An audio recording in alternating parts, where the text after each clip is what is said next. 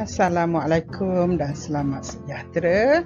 Bertemu kita di channel Cikgu Norisa Seman. Hari ini saya nak bincangkan topik penyata aliran tunai. Topik penyata aliran tunai adalah topik yang diajar di semester 3 bagi subjek perakaunan STPM.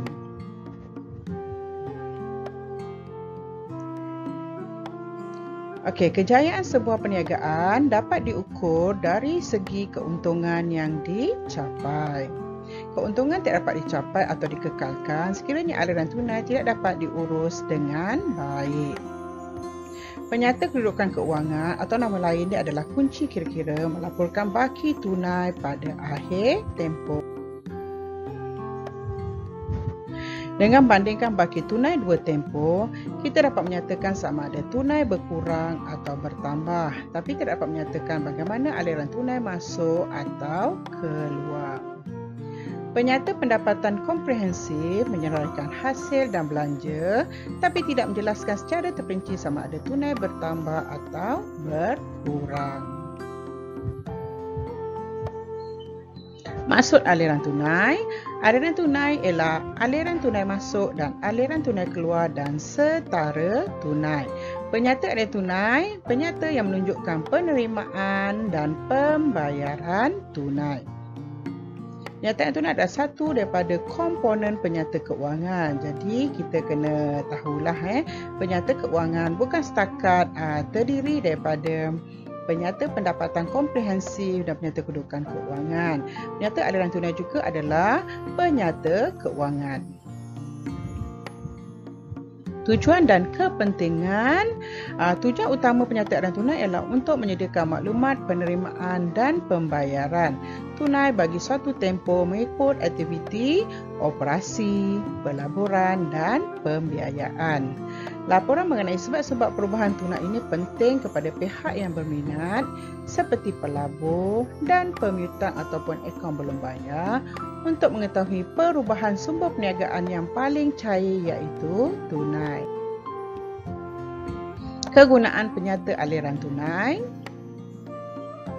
Yang pertama, menilai struktur keuangan sesebuah entiti termasuk kecairan dan kemampuan untuk membayar balik. Kecairan maksudnya dekat sini ialah suatu yang mudah ditukarkan ke tunai.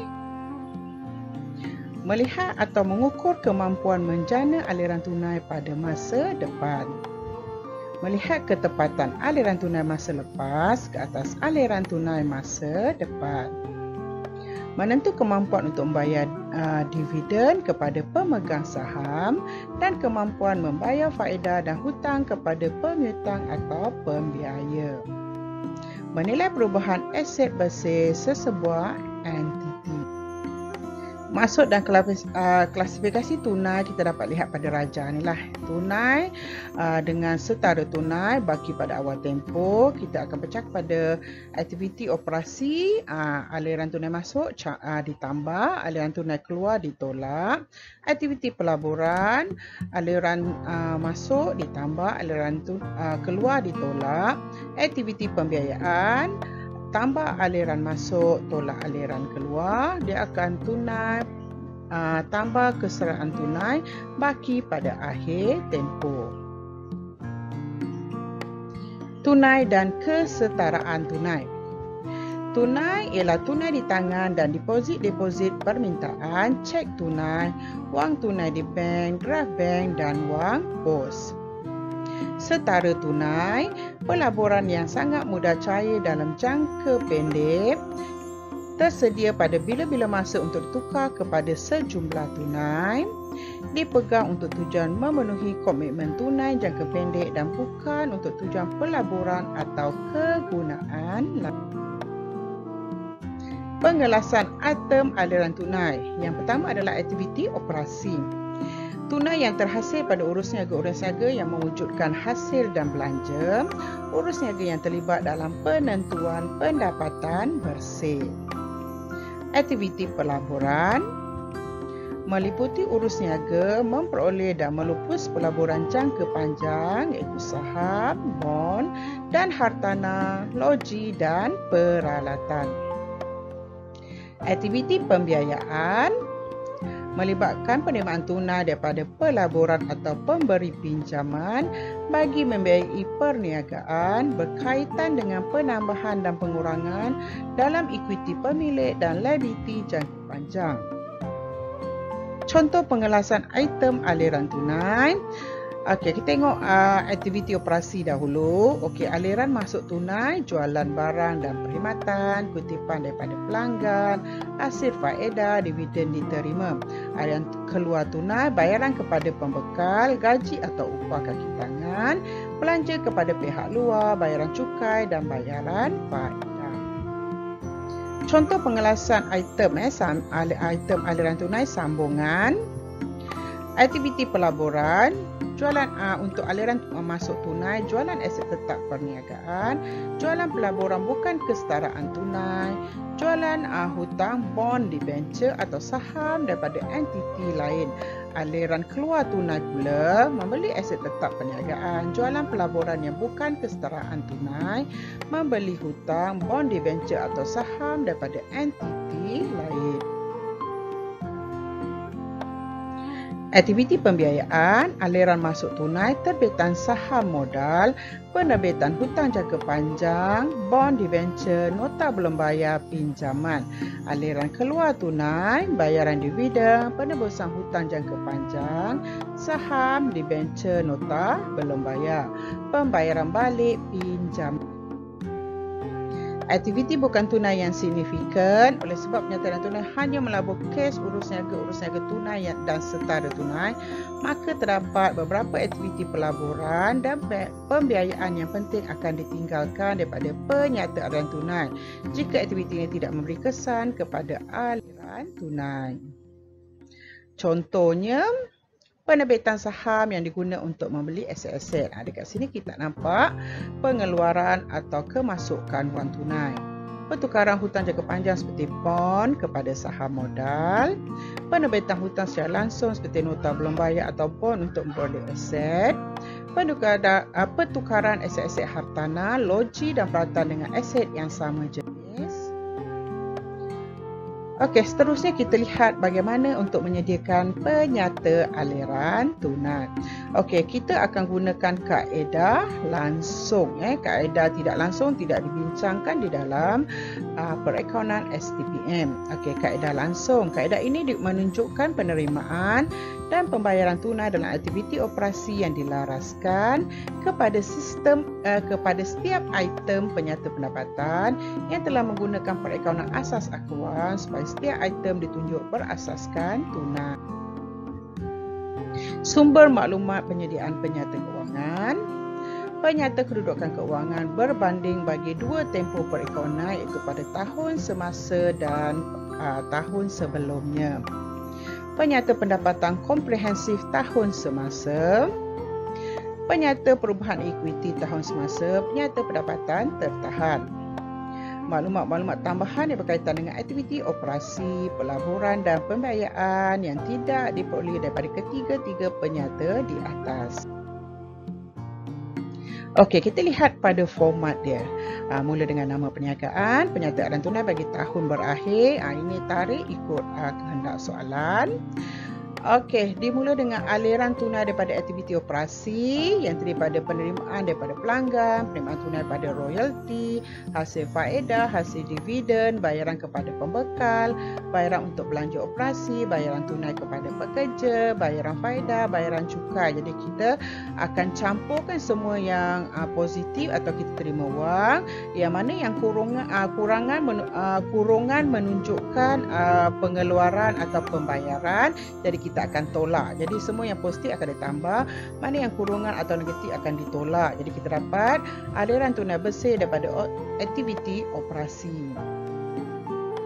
Seterusnya sambungan dia di bawahnya, aliran tunai daripada aktiviti pelaburan, pembelian aset tetap negatif, kita buat kurungan, jualan aset tetap positif, jualan pelaburan positif, pembelian pelaburan negatif. Jadi kita campur tolak, kita dapat aliran tunai bersih daripada aktiviti pelaburan.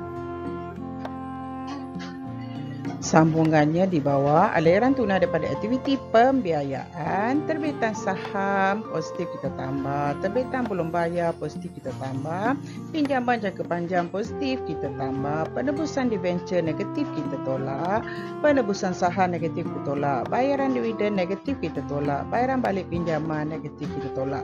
Setelah campur tolak, kita dapat aliran tunai bersih daripada aktiviti pembiayaan. Okey, sambungan di bawahnya, lebihan atau kurangan tunai dan setara tunai, tambah dengan baki tunai pada awal tempoh dan setara, kita akan dapat baki akhir tunai pada akhir tempoh dan setara. Okey, untuk menyediakan penyataan tunai, kita memerlukan beberapa jalan kerja. Okey, jalan kerja ni ada dua kaedah menyediakan.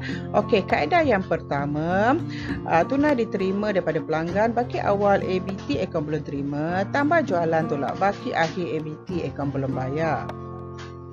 Okey, tunai dibayar kepada pembekal barang niaga sama dengan baki awal ABB akaun belum bayar, tambah belian. Belian ni ada jalan kerja dia, tolak baki akhir akaun belum bayar. Okey, belian dicari dengan inventory akhir, tambah kos barang dijual, tolak inventory awal. Okey, tunai dibayar untuk belanja operasi, baki akhir prabayar atau terdahulu, tambah dengan belanja di penyata pendapatan, tolak baki awal prabayar, tambah baki awal terakhir, tolak baki akhir terakhir. Tunai dibayar untuk cukai pendapatan, baki awal cukai belum bayar, tambah cukai di penyata pendapatan, tolak baki akhir cukai belum bayar. Okey, kaedah 2. Kaedah 2 ni kita menyediakan ledger. Jadi kecekapan debit kredit kena mahir. Okey, untuk akaun belum bayar, sebelah debit ada baki BB dan jualan, tunai dan baki HB. Tunai di sini yang akan kita cari sebagai angka imbangan. Okey, akaun inventory, kita akan cari belian. Sebelah debit baki BB, belian akan dicari. Okey, kos jualan di sebelah kredit baki HB.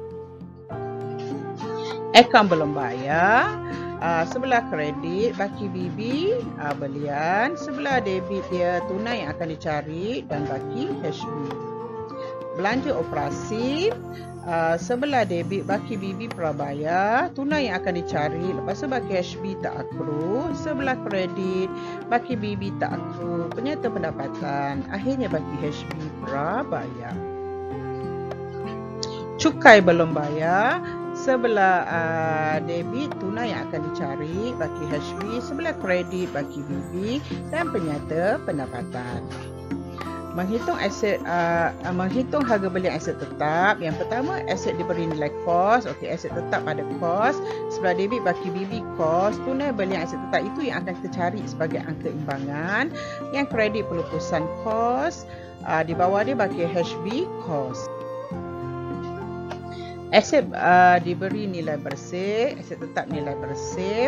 Sebelah debit baki BB nilai bersih, tunai belian aset tetap akan kita cari sebagai angka imbangan. Okey, sebelah kredit pelupusan nilai bersih, di bawah dia sok nilai tahun semasa, di bawah dia juga baki akhir nilai bersih. Okey, kita tengok satu contoh. Berikut adalah penyata keuangan syarikat WSWA Berhad bagi tahun berakhir 1 Disember 2014. Diberi penyata kedudukan keuangan, ada aset, ada tahun 2014 dan 2013, ada tunai, insurans prabayar, akaun belum terima, inventory, tanah, bangunan, sud nilai terkumpul bangunan, mesin, sud nilai terkumpul mesin. Ada maklumat untuk kedua-dua tahun. Liability pun sama, ada maklumat untuk 2014 dan 2013. Akaun belum bayar, gaji belum bayar, cukai belum bayar, dividen belum bayar, nota belum bayar. Seterusnya, equity pemilik, modal saham biasa, nilai tara RM1. Okey, perolehan tertahan, jumlah equity pemilik, jumlah liability dan equity pemilik. Untuk penyata pendapatan bagi tahun berakhir 1 Disember 2013, jualan RM722,000, tolak kos barang dijual RM400,000, dapat untung kasar RM322,000. Tolak belanja jualan RM126,000, belanja gaji RM96,000, belanja insurans RM10,000, belanja jualan mesin RM8,000, belanja sok nilai bangunan RM12,000, belanja faedah RM14,000, rugi jualan mesin RM2,000, campur laba. Laba ni istilah lain bagi untung. Laba atau untung jualan tanah RM6,000, untung sebelum cukai RM60,000, belanja cukai RM18,000, dapat untung bersih RM42,000. Maklumat tambahan, dalam tahun 2014, syarikat WSWA Berhad telah menjalankan urus niaga berikut. Syarikat menerbitkan 56,000 unit saham baru pada nilai tara. Syarikat menjual tanah menggunakan kos RM30,000 secara tunai. Mesin dibeli pada harga RM15,000, telah dijual secara tunai. Sok nilai terkumpul bagi mesin tersebut berjumlah RM6,000. Syarikat membeli tanah dan bangunan secara tunai. Dikendaki sediakan penyataan tunai syarikat WSWA Berhad bagi tahun berakhir 1 Disember 2014 menggunakan kaedah langsung. Okey, kita tengok jawapan dia. Format kena betul lah. Format jangan salah. Kalau salah format, nanti kamu boleh diberi markah kosong. Okey, syarikat WSWA Berhad, penyataan tunai bagi tahun berakhir 1 Disember 2014. Okey, ini tak cukup ruangan jadi saya bersambung di slide seterusnya. Kamu kena buat bersambung di bawah lah. Okey, dia mula dengan aliran tunai daripada aktiviti operasi. Nampak jalan kerja dia dibuat di tepi butir. Okey, tunai diterima daripada pelanggan RM120,000 tambah RM722,000, tolak RM112,000, dapat RM730,000.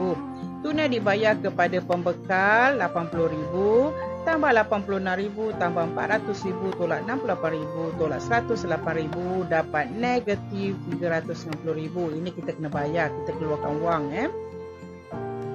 Okey, bayaran cukai RM24,000 tambah RM18,000, tolak RM16,000, dapat RM26,000 pun negatif, kita buat kurungan. Bayaran insurans RM8,000 tambah RM10,000, tolak RM2,000, dapat RM16,000 juga kurungan negatif.